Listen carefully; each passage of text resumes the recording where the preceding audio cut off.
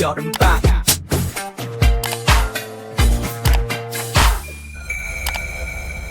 인천광역시 교육청 중등생 젤부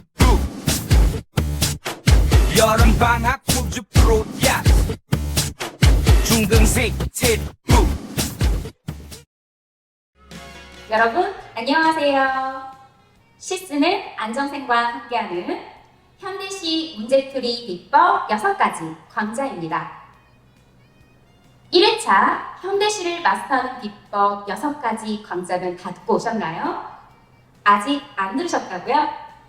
그럼 다 듣고 와주세요. 현대시 문제풀이 너무 어렵죠? 이 답이 이 답 같고 저 답이 저 답 같고 오늘 선생님이 완벽하게 문제풀이 비법을 소개하겠습니다. 선생님과 함께 현대시의 세계로 빠져볼까요? 이 강좌는 현대시 문제풀이의 기본기를 다지고 싶은 학생, 현대시의 이해와 감상을 모두 잡고 싶은 학생들이 들으면 도움되는 강좌입니다. 문제풀이 시작하려고 하니까 많이 긴장되시죠? 자, 문제풀이를 음악처럼 이해할 수 있는 방법을 선생님이 쉽게 설명해 드리도록 하겠습니다. 어려운 문제풀이를 어떻게 음악처럼 이해할 수 있을까요? 지금부터 비비의 밤양갱 노래를 들어보겠습니다. 떠나는 길에 네가 내게 말했지 너는 바라는 게 너무나 많아 잠깐이라도 널 안 바라보면 머리에 불이 나버린다니까 나는 흐르려는 눈물을 참고 하려던 얘길 어렵게 누르고 그래 미안해라는 한마디로 너랑 나는 날들 마무리했었지 달디 달고 달디 달고 달디단 밤양갱 밤양갱 내가 먹고 싶었던 건 달디단 밤양갱 밤양갱이야 떠나는 길에 네가 내게 말했지 너는 바라는 게 너무나 많아 아냐 내가 늘 바란 건 하나야 한 개뿐이야 달디단 밤양갱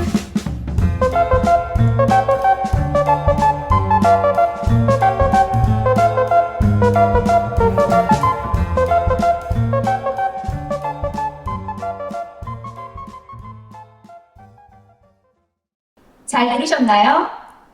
자, 그럼 선생님이랑 천천히 해석을 해보도록 할게요. 노래나 시나 똑같아요.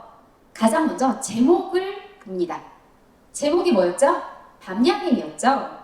자, 이 밤양갱 노래 때문에 정말로 밤양갱이 많이 팔렸다고 하는데요. 자, 비비의 밤양갱에서 말하는 밤양갱은 저희가 먹는 밤양갱이 사실은 아니죠. 그럼 밤양갱은 어떤 의미를 포함하고 있을까요? 첫 번째 구절입니다. 여기 보면 대화치가 나와요.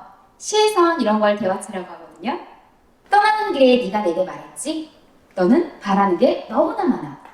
잠깐이라도 널 안 바라보면 머리에 불이 나버린다니까? 여러분, 머리에 진짜 불이 날 수 있나요? 상식적으로 말이 안 되죠? 근데요, 노래와 시에서는 선생님이 1강에서 말했죠. 상식이 아닌 작가가 의도한 주관적인 해석을 하라고요. 자, 선생님이 해석해 보도록 하겠습니다. 이 부분에서 상대방은 화자의 욕구가 지나치게 많다고 지금 비판하고 있습니다. 이는 두 사람 사이의 갈등과 불만을 나타내고 있는 건데요. 그걸 머리에 불이 나버린다니까 라고 표현하고 있는 거예요. 이해되셨나요? 자, 두 번째 구절입니다. 나는 흐르는 눈물을 참고 하려던 얘기를 어렵게 누르고 대화체 또 나오네요. 그래 미안해 라는 한마디로 너랑 나는 날들 마무리했었지. 자, 어떤 내용일까요? 화자는 이별의 순간에 슬픔을 억누르고 상대에게 미안하다는 말을 하며 관계를 마무리합니다. 이 장면은 이별의 아픔과 고통을 고스란히 담고 있는 장면입니다. 이해되시나요? 머릿속에 그려지시나요? 자, 시는 머릿속에 그려지는 그림이다 라고 얘기했었죠? 네. 자, 후렴 부분입니다. 시에서는 이걸 반복법이다라고 얘기하는데요. 왜 자꾸 반복을 하는 걸까요? 자, 선생님이 설명을 해드릴게요. 달디 달고 달리다 밤양갱. 내가 먹고 싶었던 거 달리다 밤양갱이야. 아니 정말로 헤어질 연인에게 밤양갱 사달라고 하는 걸까요? 편의점에 가면 밤양갱이 600원인가 700원인가 하거든요. 설마 그 밤양갱을 정말 사달라고 하는 걸까요? 아니죠. 자, 어떤 내용일까요? 달디당 밤양갱은 화자가 갈망했던 단순한 행복과 만족을 상징합니다. 자, 여기에서 여러분 정말 비싸. 내가 먹고 싶었던 건 스테이크야. 너무 비싸죠, 스테이크. 네, 그게 아니라 누구나 살 수 있는 600원 혹은 700원만 있으면 살 수 있는 밤양갱. 정말 단순한 행복이죠. 그러나 이 단순한 욕망이 충족되지 않았음을 표현하고 있는 거예요. 이해되시나요? 자, 반복되는 구절 또 나옵니다. 떠나는 글에 네가 내게 말했지? 대화책이다. 너는 바라는 게 너무나 많아. 아니야. 내가 늘 바란 건 하나야. 한 개뿐이야. 뭐야? 달리다 밤양개입니다. 자, 마찬가지죠. 밤양개. 상징적인 의미를 지금 포함하고 있어요. 해석 한번 해볼까요? 상대방은 화자가 지나치게 많은 것을 원한다고 생각하지만 화자는 단지 하나의 소박한 행복, 그게 뭐였죠? 달리다 밤양개만을 원했다고 주장합니다. 이 부분에서 양측의 오해와 갈등이 드러나는 부분입니다. 선생님이 만약 이 부분을 문제를 냈다면 이 장면을 주고 자, 여기에서 말하고 싶은 게 뭘까? 라고 물어봤을 것 같아요. 이해되시나요? 자, 마지막 구절입니다. 상다리가 부러지고 둘이서 먹다 하나가 쓰러져 버려도 나라는 사랑을 몰랐던 넌 떠나가다가 돌아서서 말했지? 대화책, 너는 바라는 게 너무나 많아. 아니야, 내가 늘 바란 건 하나야. 한 개뿐이야. 뭐라고요? 달리다 밤양갱. 자, 여기 마지막 구절에 굉장히 중요한 표현들이 나옵니다. 선생님이 1강 마스터 비법 6번째 혹시 기억나시나요? 표현법 전부 다 이해하시라고 했죠. 상다리가 부러지고 둘이서 먹다 하나가 쓰러져 버려도 자, 이 표현 정말로 먹다가 한 명이 쓰러져야 될까요? 아니죠. 네, 저희는 시어를 배웠습니다. 화자는 둘의 관계가 무너져가는 상황에서도 상대방이 자신을 제대로 이해하지 못했다고 지금 느끼고 있습니다. 마지막으로 상대방은 여전히 화자를 비난하지만 화자는 끝까지 자신이 원한 건 단지 아주 작은 행복, 그게 뭐라고요? 밤양갱 하나였다고 강조를 하고 있는 거죠. 자, 반복을 하다 보면 뭐가 생겨요? 운율이 생겨요. 운율이 뭐죠? 리듬이죠. 마치 노래처럼. 그리고 그 반복은 주제를 강조하게 됩니다. 자, 왜 이 노래에서 계속해서 밤양갱이라고 외치고 있는지 이해되시나요? 자, 그럼 선생님이 종합 해설을 해드리도록 할게요. 이 노래는 이별의 순간과 그로 인한 감정의 소용돌이를 담고 있습니다. 화자는 단순한 행복을 원했지만 상대방은 그 욕구를 과도하게 느꼈어요. 이를 통해 두 사람의 갈등과 오해, 그리고 그로 인한 슬픔을 진솔하게 표현하고 있습니다. 밤양갱이라는 소재를 통해 작은 것에서 오는 만족과 행복을 상징적으로 나타내며 그리운 과거의 소박한 행복을 되돌아보는 내용을 담고 있었습니다.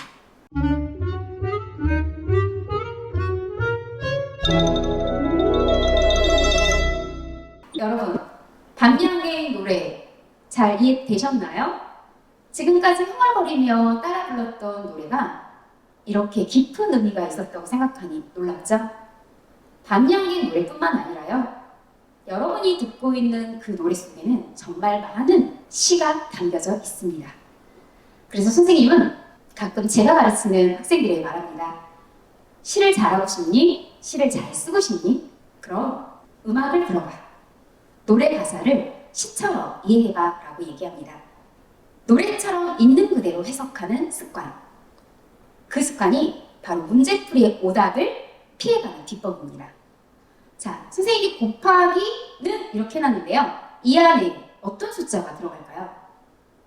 제대로 된 숫자가 들어갔을 때 제대로 된 정답이 나오죠. 나의 주관적인 해석을 너무 과도하게 하지 말라는 겁니다. 문제풀이를 잘하기 위해선 객관화시켜야 됩니다. 자, 이제 비법 들어가도록 하겠습니다. 첫 번째 비법입니다. 시의 제목을 의심하라. 그리고 자신만의 표시 방법 만들기입니다. 이해가 안 되시죠? 그래서 선생님이 예시를 가져왔습니다. 정호성 시인의 고래를 위하여 라는 시인데요. 자, 이 시를 분석하는 방법을 알려드릴게요. 자, 제목을 의심하라고 했죠. 제목이 뭡니까? 고래를 위하여죠. 정말 고래를 위하는 걸까요? 일단 읽어봐야겠죠? 자, 별표. 자, 근데 딱 한 가지는 알 수 있을 것 같아요. 주인공이 누구다? 고래다. 네. 자, 푸른 바다에 고래가 없으면 이라고 되어 있는데요. 선생님은 푸른 바다에 동그라미를 쳤어요. 자, 선생님, 저는 푸른 바다를 동그라미 치고 싶지 않아요. 네, 뭐가 좋아요? 네, 뭐가 하셔도 됩니다. 푸른 바다의 의미는 고래가 사는 곳, 1차원적인 의미죠. 자, 좀 더 깊게 시효적인 의미로 들어가 볼까요? 바로 인생, 청년기의 삶을 의미합니다.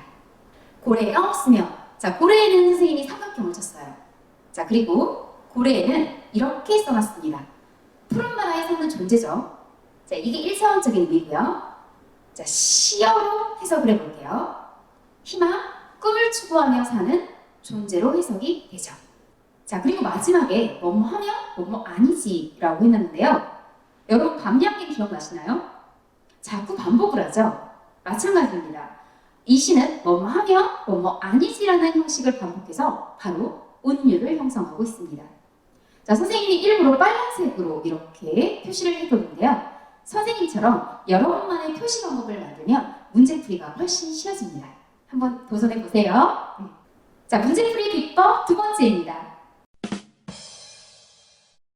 보기는 사랑입니다. 왜 사랑이냐? 보기는 작품을 감상하는 기준이 되줍니다. 작품 내용을 설명해주죠. 보기에서 중요하다고 생각하는 단어를 그래서 그 시 옆에 크게 적어보세요. 자, 시험 문제를 보면요. 가, 시, 나, 시 이렇게 시가 두 개가 나오는 경우가 있습니다. 자, 내가 아는 시가 나올 수 있고요. 모르는 시가 나올 수도 있어요. 물론 내신이라면 내가 배운 시가 나오겠죠. 하지만 모의고사라든가 수능이라면 좀 이야기가 달라지죠. 내가 모르는 시들이 나올 수도 있습니다. 자, 선생님이 문제를 하나 가져왔는데요. 같이 한번 봐볼까요?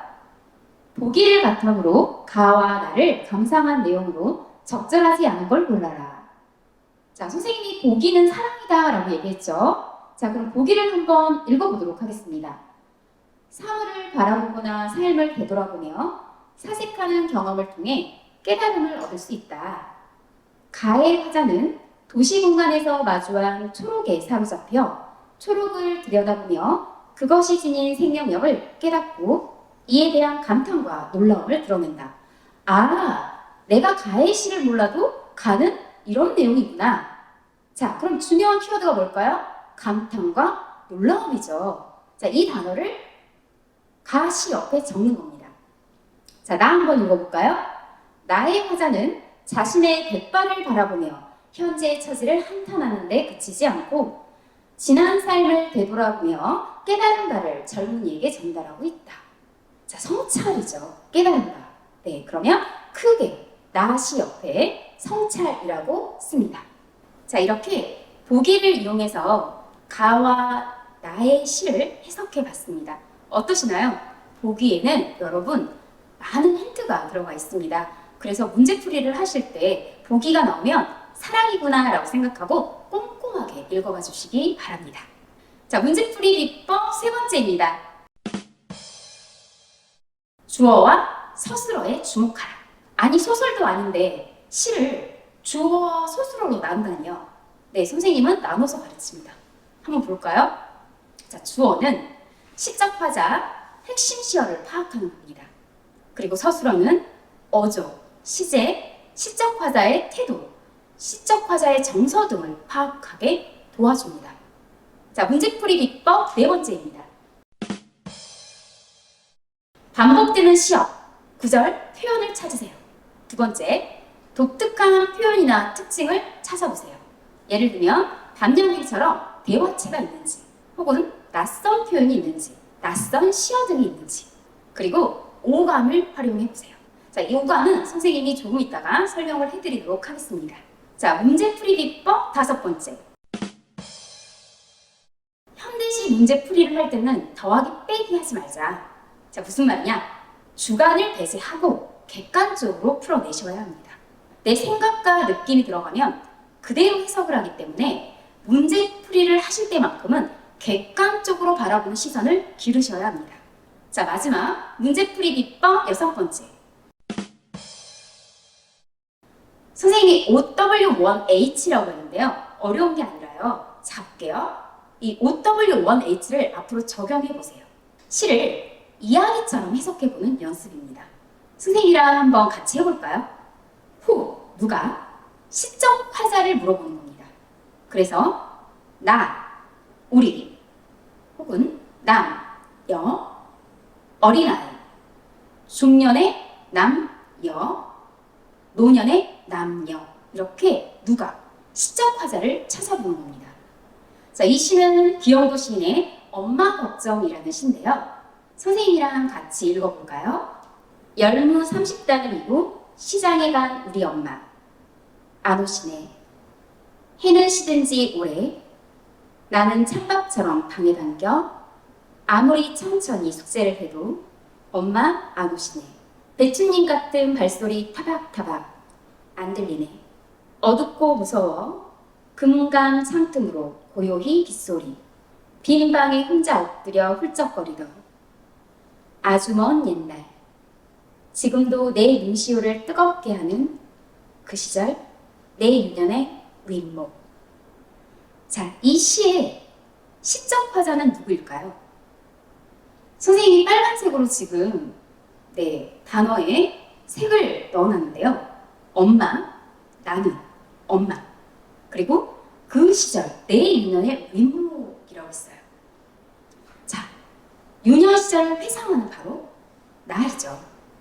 그럼 시적 대상은 누구일까요? 바로 현재가 아니라 화자의 어린 시절인 것 같습니다. 이해되시나요? 자, 선생님이 이 시를 알고 여러분한테 풀어주는 게 아니라 있는 그대로 플러스 마이너스 하지 않고 객관적으로 시에 드러나는 단어만 가지고 이렇게 해석을 해봤습니다. 여러분도 이렇게 자꾸 연습해 보셔야 해요. 자, 2번째입니다. when, 언제, 시간적 배경입니다. 자, 시간적 배경이 뭐냐? 새벽인지, 아침인지, 낮, 저녁인지, 밤인지. 시대적 배경은 뭐냐? 삼국시대, 고려시대, 조선시대, 일제시대, 혹은 6.25 전쟁, 혹은 4.19, 1970년대, 혹은 1980년대, 1990년대, 2000년대 이렇게 시대를 찾아보는 겁니다. 자, 똑같은 시인데요. 자, 시간적 배경을 한번 알아보도록 하겠습니다. 시간적 배경은 언제일까요? 선생님, 제가 그걸 어떻게 알아요? 알아요. 자, 어떻게 하라고 했죠? 시에서 찾아내라고 했죠? 자, 시어들 찾아보도록 하겠습니다. 선생님이 지금 빨간색으로 색을 넣어놨는데요. 해는 시든지 오래, 어둡고 무서워, 고요의 빗소리, 그 시절 내 인연의 윗목. 아, 시간적 배경은 해는 시든지 오래라고 했죠. 그리고 어둡고 무섭다고 했죠. 자, 비 오는 저녁 무렵의 어린 시절인 것 같아요. 맞죠? 자, 다음 가보도록 하겠습니다. 어디서입니다. 바로 공간적 배경을 찾아보는 거예요. 시에 나타난 공간적 배경을 어떻게 찾을 수 있을까요? 바로 시에 나타나 있습니다. 일이 일어나는 장소 혹은 주제를 뒷받침하는 시대적 사회적 요소를 찾아내셔야 돼요. 자, 똑같은 시입니다. 자, 지금 선생님이 빨간색으로 색을 넣어놨는데요. 빈 방에라고 되어 있습니다. 자, 그럼 공간적 배경은 어디일까요? 이 어린아이는 어디에 있는 걸까요? 바로 빈 방에 있는 거죠. 어렵지 않죠? 네. 자, 무엇을인데요. 이 무엇을이 정말 중요합니다. 왜냐? 시적 화자가 처한 상황이라든가 혹은 시적 화자의 정서, 시적 화자의 태도를 알아보는 건데요. 자, 똑같은 시입니다. 시적 화자의 정서를 찾아볼까요? 선생님, 제가 이걸 어떻게 알아요? 알아요. 자, 시에 나타나 있다고 했어요. 자, 1년 찾아볼게요. 어둡고 무섭다라고 했습니다. 그럼 정서가 뭘까요? 외로움, 무서움, 슬픔이겠죠. 자, 2년은 뭘까요? 내 눈시울을 뜨겁게 한다고 했어요. 그리고 그 시절이라고 얘기하고 있습니다. 연민의 안타까움에 화자의 정서가 드러나죠. 자, 이번에는 비유적 표현을 찾아보도록 하겠습니다. 자, 이 시는 지급법, 은유법, 반복법이 사용되고 있어요. 천천히 찾아볼게요. 자, 지급법은 찬밥처럼 방에 당겨, 배춧잎 같은 발소리라고 하고 있죠. 자, 은유법은 유년의 윗모, 그리고 반복법은 안 오시네, 안 들리네 등의 유사한 문장을 지금 반복하고 있습니다. 이해되시나요? 네. 자, 다음 넘어가 볼까요? 자, 감각적 이미지인데요. 자, 여기 이 시에 나타나 있는 감각적 이미지들을 선생님이랑 같이 찾아볼게요. 시각적 신상이 드러납니다. 자, 해는 시든지 오래, 금강 참틈. 자, 청각적 신상, 고요히 빗소리. 촉각적 신상, 찬밥처럼 눈시울을 뜨겁게 하는 유년의 윗모. 공감각적 신상, 배춧잎 같은 발소리, 타박타박. 아, 선생님, 시각적 신상은 뭐고 청각적 신상이 뭐예요? 자, 여러분들 신상이라는 단어가 들어가니까 매우 어렵게 느껴지죠? 그래서 선생님이 천천히 풀이를 해드리도록 하겠습니다. 자, 감각적 이미지인데요. 자, 저희는 5감각이 있습니다. 첫 번째 시각적 신상인데요. 시각은 눈으로 보이는 모양, 형태, 혹은 색. 대표적으로 으태어가 이것에 해당하죠. 자, 청각적 신상은 귀로 들리는 것 같은 거. 뭐죠? 소리, 음향, 음악. 대표적으로 의성어가 이것에 해당하죠. 자, 후각적 신상은 뭐죠? 코죠. 냄새나 향기. 자, 미각적 신상은 혀죠. 맛, 단맛, 신맛, 짠맛, 매운맛, 딸맛 등이 이것에 해당합니다. 촉각적 신상은 뭐죠? 손을 생각해 보세요. 네, 까칠한 느낌, 부드러운 느낌. 자, 그럼 공감각적 신상이란 게 뭐냐? 굉장히 중요합니다. 자, 문제풀이할 때 다른 건 다 맞추는데 공감각적 신상이 나오면 매우 어려워하는 친구들이 있어요. 2가지 이상의 신상입니다. 이 신상이 2가지가 쓰인 경우인데요. 예를 하나 들어볼게요. 분수처럼 흩어지는 푸른 종소리라고 했습니다.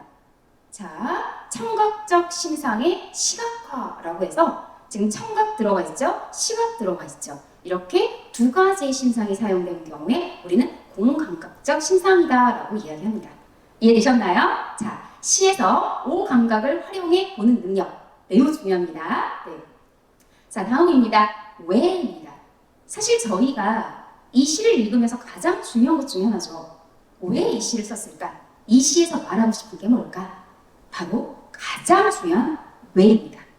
시의 주제를 나타내므로 반드시 알아내야 합니다. 자, 똑같은 시인데요. 자, 엄마 걱정 이 시의 주제는 결국 뭘까요? 바로 가난했던 어린 시절에 외롭고 쓸쓸한 기억이겠죠?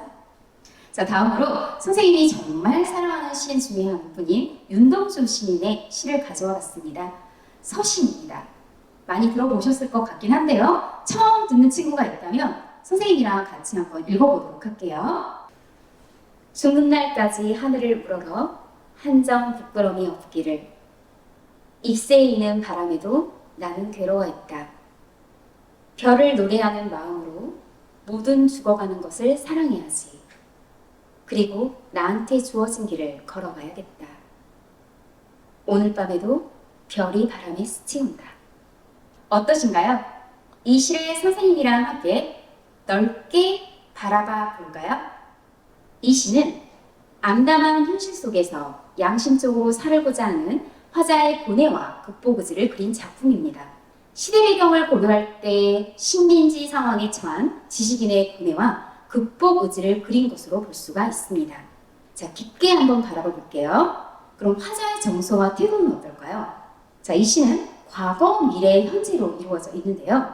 부끄러움이 없는 삶과 현실 간의 갈등, 미래에는 순수하게 주어진 책임을 다하며 살겠다는 다짐, 그리고 현재는 어두운 현실에 대한 자각을 의미하고 있습니다.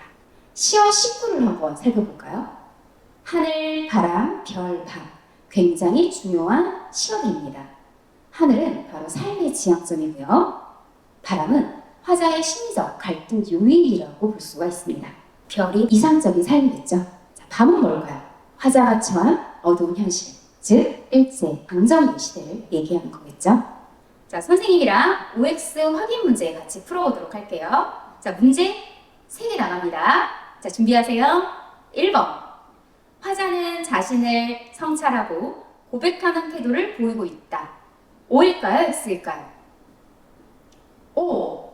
잘했어요. 2번. 밤은 일제강점기의 절망적인 시간을 상징한다. O일까요? X일까요? 오, 아주 잘했어요. 자, 마지막 3번.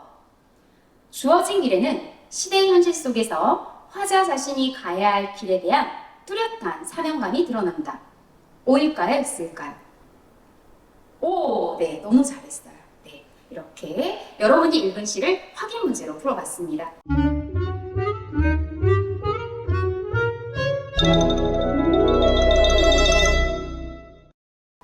자, 이번에는 문제풀이도 중요하지만 여러분, 그 시를 쓴 시인을 탐구해보는 게 굉장히 중요합니다. 오늘 초대 시인 윤동주 시인을 모셨습니다. 윤동주 시인에 대해서 영화 동수라는 영화가 있는데요. 이 영화를 통해서 선생님이 소개해드리도록 하겠습니다. 우리가 반드시 기억해야 되는 이름 중에 하나이기도 하죠. 여러분은 언제 부끄러움을 느끼나요? 윤동주 시인은 항상 부끄럽다라고 시에서 표현하고 있습니다. 죽는 날까지 하늘을 우러러 한 점 부끄러움이 없기를.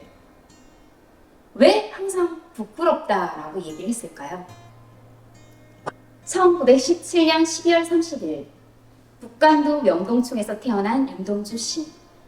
이곳은 일제를 피해 북으로 떠난 조선인들이 세운 마을로 항일 독립운동의 근거지였습니다.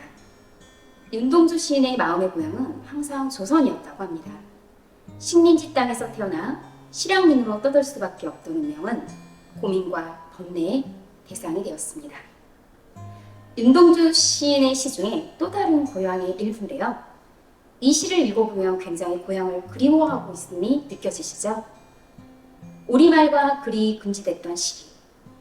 윤동주는 일기를 쓰듯 내내 홀로 시를 썼다고 합니다. 일제의 나라를 빼앗긴 현실에 대한 불안과 고독, 그리고 무기력하게 살아온 삶에 대한 부끄러움과 성찰. 1941년 일제의 수탈이 극에 달하고 전쟁의 광기가 차오르자 일본으로 유학을 떠나게 된 윤동주 시. 윤동주 시인은 그곳에서도 자신의 무기력함에 대해 회의했고 끊임없이 부끄러워했다고 합니다.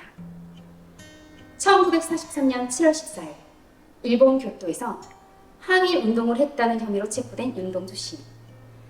그에게 씌어진 혐의는 사상범이었습니다. 사상범이 뭘까요? 우리 글로 저항시를 썼기 때문입니다. 후쿠오카 형무소에서 모진 고문을 받고 옥살이를 하던 중 1945년 2월 16일 윤동주 시인은 세상을 떠나게 됩니다. 놀라운 건요, 일본 고등학교 문학 교과서에는 서시를 비롯해 윤동주의 시 3편이 실려 있습니다.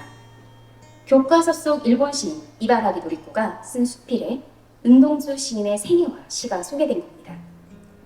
시인 윤동주의 작품은 한국, 일본 등 민족의 경계를 넘어 많은 사람들에게 감동을 주고 있습니다. 모두의 마음을 관통하는 가치, 그것은 무엇일까요? 그가 세상을 떠난 지 수십 년이 지났지만 여전히 그의 작품은 많은 이들의 마음속에서 살아 숨쉬고 있습니다. 시인의 별에도 봄이 오기를 바라며 선생님은 윤동주 시인을 여러분에게 소개하고 있습니다. 자, 어떠셨나요? 그 시를 쓰신 시인에 대해서 탐구해보니까 시가 조금 더 친근하게 느껴지지 않나요? 자, 그럼 시 튼튼, 감성 튼튼, 시를 사랑하는 사람이 한번 되어볼까요? 시를 사랑하는 사람이 되기 위해선 첫 번째, 어휘력을 길러야 됩니다. 자, 혹시 성기다라는 단어를 아시나요? 하늘에는 성긴 별, 알 수도 없는 모래성으로 발을 옮기고, 정지용 시인의 향수 중에서 선생님이 가져온 어입니다. 자, 두 번째입니다. 한양이라는 단어인데요. 만약의 북한말이라고 합니다. 한결같이 줄고 360날 한양 섭섭해 우음내다. 김영란 시인의 모란이 피기까지 중에서입니다. 어휘를 공부하지 않으면 시를 이해하기 어렵습니다. 앞으로 어휘력을 길러주시기 바랍니다. 자, 그럼 선생님이 여러분에게 추천해주고 싶은 방법이 있습니다. 시어노트를 한번 만들어 보실래요? 선생님 노트북에는 안정쌤의 시어노트라고 해서 선생님이 시를 쓸 때 기억나지 않는 단어나 혹은 좀 더 아름다운 단어를 찾을 때 제가 모아놨던 시어노트 폴더를 열어보곤 합니다. 이렇게 나만의 시어노트를 만들어 보는 걸 추천드립니다. 그리고 필사를 사랑해 보는 건 어떨까요? 필사는 따라쓰기입니다. 선생님은 필사를 정말 좋아하거든요. 그래서 선생님이 썼던 필사 중에 일부를 가져와 봤습니다. 여러분도 사각사각 연필 소리 들으며 따라쓰기 한번 해보시기를 바랍니다. 다음으로 이런 말 들어보셨나요? 모방은 창조의 어머니. 가끔 수행평가로도 많이 봤죠. 모방시를 써오세요 라는 과제 있었을 거예요. 선생님이 되게 사랑하는 과제 중에 하나입니다. 모방시를 써보시기를 추천드립니다. 그리고 나에게 위로와 공감을 주는 시를 많이 읽으세요. 읽는 게 가장 중요합니다. 그래야 쓸 수 있습니다. 많이 읽은 시를 직접 나의 시, 나의 경험으로 써보는 겁니다. 문제풀이 비법 6가지 강좌 잘 들으셨나요? 많이 어려우셨나요? 문제풀이도 좋지만 선생님은 여러분들이 시를 사랑하는 사람이 되었으면 좋겠습니다. 오늘 이 강좌의 마무리로 선생님이 준비한 시가 있습니다. 정현종 시인의 방문객이라는 시인데요. 같이 읽어보도록 하겠습니다. 방문객, 정현종. 사람이 온다는 건 실은 어마어마한 일이다. 그는 그의 과거와 현재와 그리고 그의 미래와 함께 오기 때문이다. 한 사람의 일생이 오기 때문이다. 부서지기 심, 그래서 부서지기도 했을 마음이 오는 것이다. 그 갈피를 아마 바람은 더듬어 볼 수 있을 마음. 내 마음이 그런 바람을 흉내낸다면 필경, 환대가 될 것이다. 시 잘 들으셨나요? 선생님은 이 시 중에 한 사람이 온다는 건 그의 과거와 현재와 미래가 온다는 것이다 라는 부분이 굉장히 와닿았는데요. 오늘 선생님의 강의를 들어주신 모든 학생들이 저에겐 방문객이 아니었을까라고 생각합니다. 여름방학 행복하게 보내시고요. 위로와 공감 혹은 격려가 필요할 때 좋은 시를 많이 읽어주세요. 선생님의 강의는 여기까지고요. 겨울에도 계속됩니다. 겨울에 또 만나 뵙기를 바랍니다. 건강 조심하시고요. 조심해서 돌아가세요. 안녕.